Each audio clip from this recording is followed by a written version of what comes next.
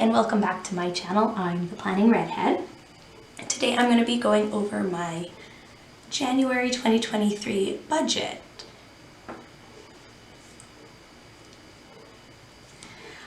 So this is going to be my monthly budget. I get paid twice a month on the 1st and the 15th, as well as I make a small check from the government.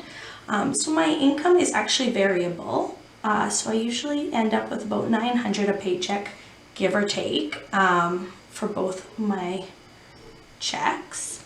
And then I make about $360 on my child tax benefit.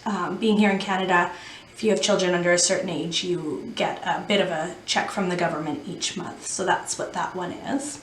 So my income for January 2023, I'm anticipating to be about $2,160.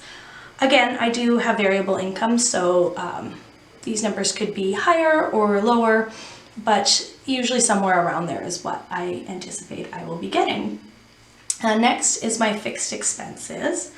So I don't have very much. My husband covers most of our bills, so these are just my bills that I'm responsible for. So the first one is my TFSA contributions. A couple of years ago I started doing this just to kind of get ahead and make sure that I am investing for my future. So I contribute $100 a month in my TFSA. My daughter is in competitive dance, and that's a big chunk of what I cover for our family, and it's $425 a month. Definitely a very large bill, but it is what she loves to do, and by me working and my income, we're able to help support her do that. The other bill I cover is my RRSP contribution. Right now I'm only contributing $25 a month to that. Then I have my life insurance, and that is $24 a month. I have one subscription, which is MGW, and that's for $18 a month. I also have my car insurance, and that's $118 a month. And then last on my fixed expenses is my bank fees, and that is currently $10 a month. So those are all the expenses that I know how much they're going to be each month and that I have to basically pay for out of my income. So that works out to $720 each month. Now I follow the budget by paycheck method where you zero out your budget. So I will be, you'll see that as I'll work through, as I'll zero out my budget the best I can. And again, this is just the budgeted, this isn't the actual. At the end of January, I'll go in and fill in my actuals and show if I made more. Obviously I will put more in my single fund savings and such, and you'll get to see all of that. So after my fixed expenses are my variable expenses. So my variable expenses are, I always start off with a bit of a miscellaneous buffer, I guess, for anything that might come up throughout the month. So I put $20 a month into that. Then I have gas, and I budget $100 a month in gas. Food, my food budget doesn't cover our groceries. It just covers more like eating out, grabbing snacks on the go, things like that. The odd thing I might have to pick up. My husband's paycheck actually covers our main grocery bill. So I budget $100 a month for that. Then we have school. This is for any school activities the kids might have, hot lunches, if they need extra school supplies, things like that. So I budget $40 a month for that. I also, anything that I don't use each month gets rolled over into what will pay for their school supplies before September. Both my kids are in elementary school, so there are school supply fees, obviously, that we need to pay. My other category is wellness. Now, wellness covers everything from chiro appointments, massage appointments, physio appointments for me and the kids, any medications if we need to pay for that. We do have benefits that cover most of it, but there's always a little bit here and there that we have to pay, so that kind of goes in and rolls over month, so we have some money for those things. Then we have our fun category, and I budget about $40 a month for that. This is a category that I do tend to add extra to if I can. This is for like outings, if we want to go bowling one night. This rolls over quite often, and just a little top up to grab snacks when we're out. Again, my husband's paycheck covers a lot of what we do, but yeah, then I can kind of just feel like I'm contributing to some of the extra fun things when he's at work and me and the kids go out for the afternoon or whatever. And then the other variable expense is me. I budget $40 for myself, just for self-care or anything that I may need for myself.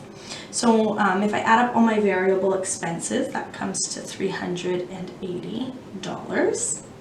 Next are my sinking funds.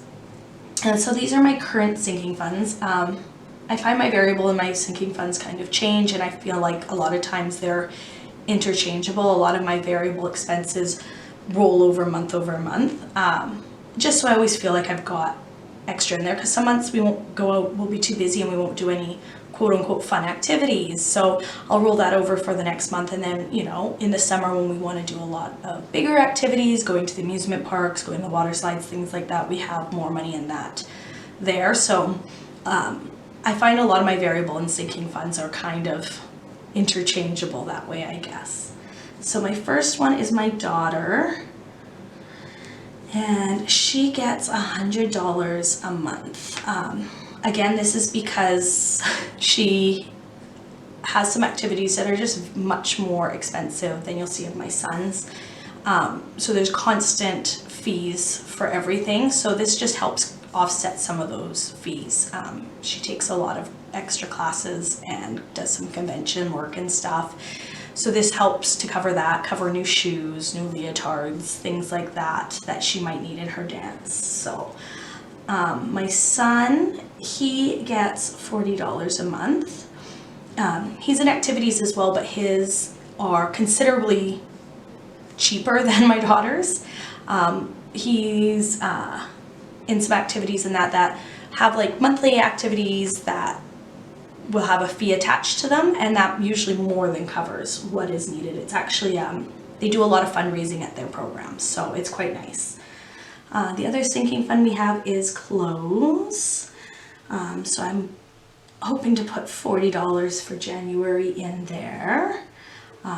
Vacations, I'm hoping to put $40 in that. Vacations, this is more for any vacations throughout the year that are kind of local within province, not big vacations. We actually have a few vacations that we were able to save up for prior to COVID, and we haven't had the time or the ability to go yet. We all actually need our passports renewed. So we're not really focusing too much on this. This is more just for like small summer vacation, camping trips, things like that. My Christmas sinking fund, this is saving for Christmas 2023. So we're gonna put $100 into that. Our goal for this fund this year is to have $1,000. So we're working on that. Photos is the next, and this is for family photos each year. And I usually find they go anywhere from $200 to $300 for the photographers we use. So my goal is to have $300 in here. So yeah, we're trying to put $40 a month to get there. Pets, so I have a pet sinking fund, and I aim to put $20 in that. That's for vet bills or visits or anything like that, not for food. We do the food, and we have a cat, so food and litter out of our grocery budget. So this is strictly just for so my next one is the household budget, and we budget $20 for that. Our whole household it's more just for like decor items, home maintenance, anything like that.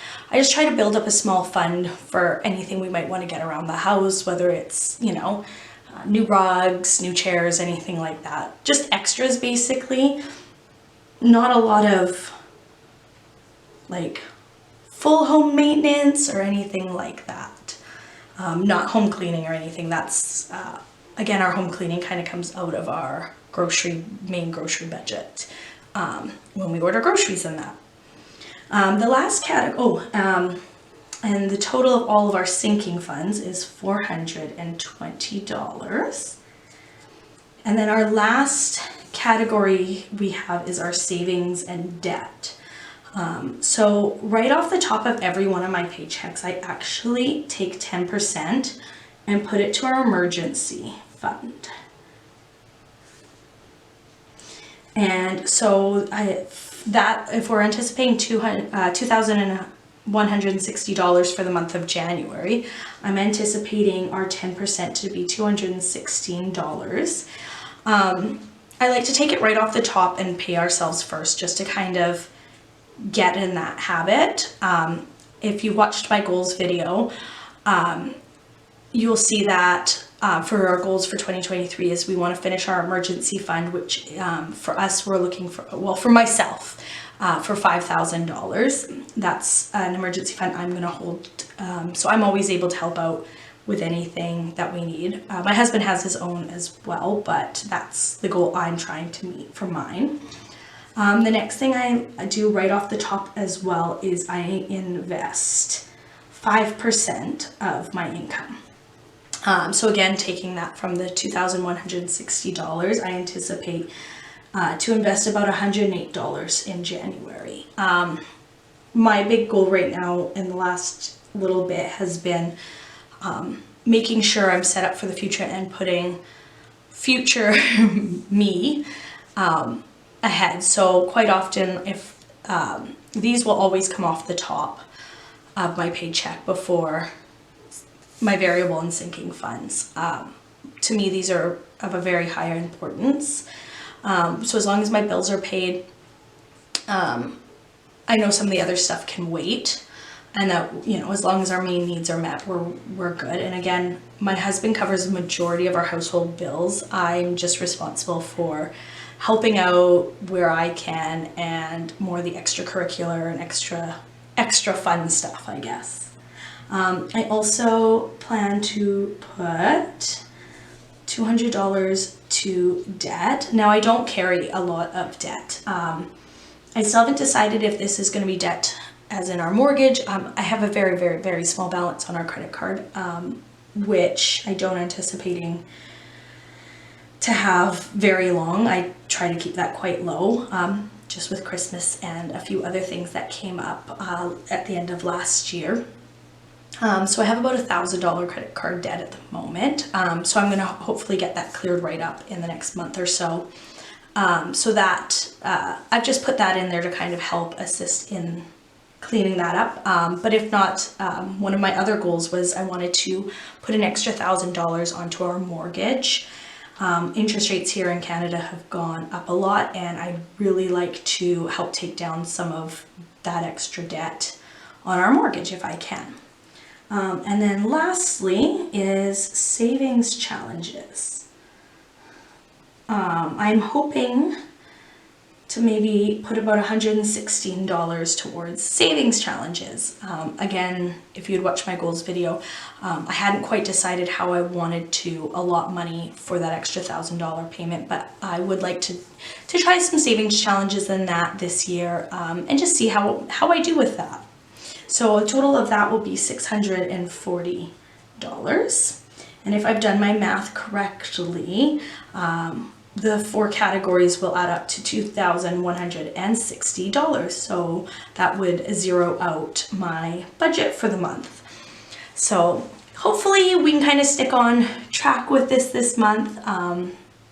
We'll have to see how my paychecks are. I actually have been injured the last few weeks, so I haven't been working as much as I was hoping. So I'm not sure how my income will be, but we might be able to make it up on the second one. We'll kind of see how that goes. But yeah, so thank you so much for sticking around and watching my video. I hope you enjoyed it, and make sure you tune back into at the end of the month of January to see how we did with our budget.